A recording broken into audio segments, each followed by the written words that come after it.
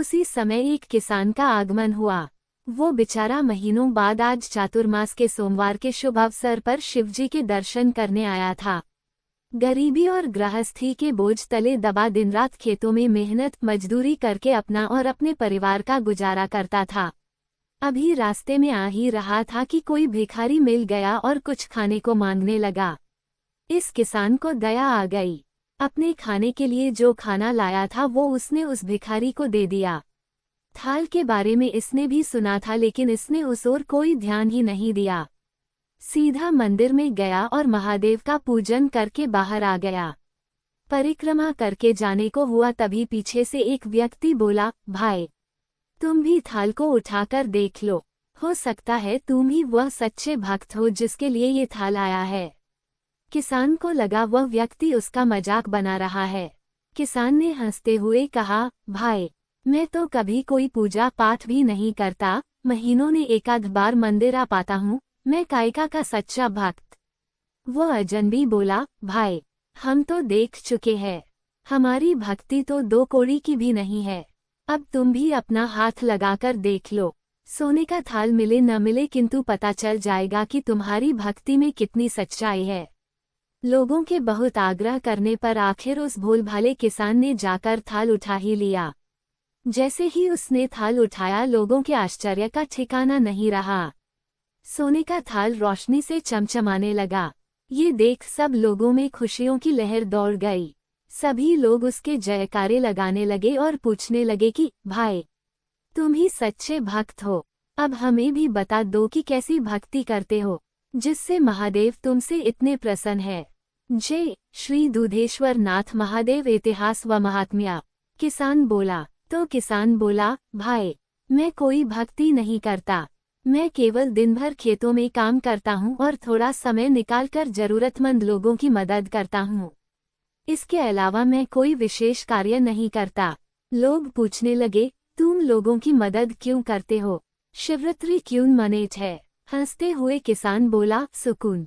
दूसरों के चेहरे पर मुस्कान देखकर मुझे जो आनंद और खुशी होती है उसे मैं शब्दों में बयां नहीं कर सकता। शायद यही कारण है कि महादेव मुझसे खुश है। इसलिए हमेशा याद रखे, सत्कर्म का आरंभ भी आनंद से होता है और अंत भी आनंददायक होता है। दुष्कर्म का आरंभ भी दुख से होता है और अंत भी दुखदायक होता है। आप सैकड़ों मील की यात्रा करके भी दूसरों का दिल दुखाते हैं तो आपकी वह तपस्या, साधना और महादेव का दर्शन धूल के बराबर है। शिव जी का सच्चा भक्त कौन है? एक शिव भक्त की कहानी।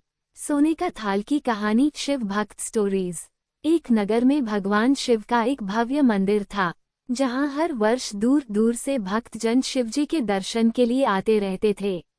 श्रावण का महीना था। दूर दूर से कांवड़िए कांवड़ लेकर भगवान शिव को जलाभिषेक करने आए हुए थे। मंदिर का परिसर भक्तों की भीड़ से भरा हुआ था।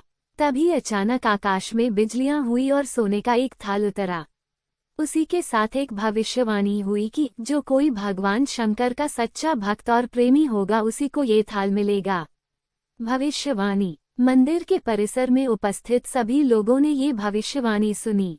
धीरे धीरे सभी इकट्ठे हो गए।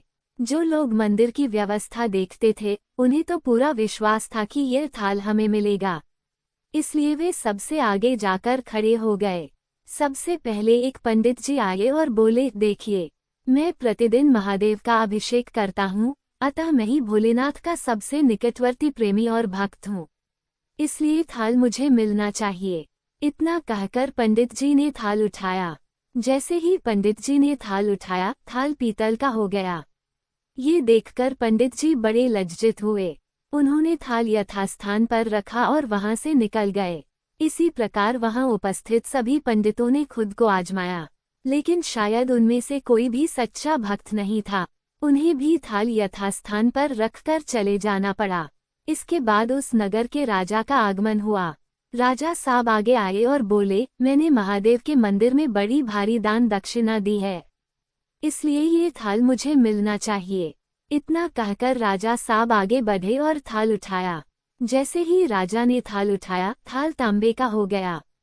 ये देखकर महाराज भी लज्जित हुए और थाल यथास्थान रखकर एक तरफ खड़े हो गए।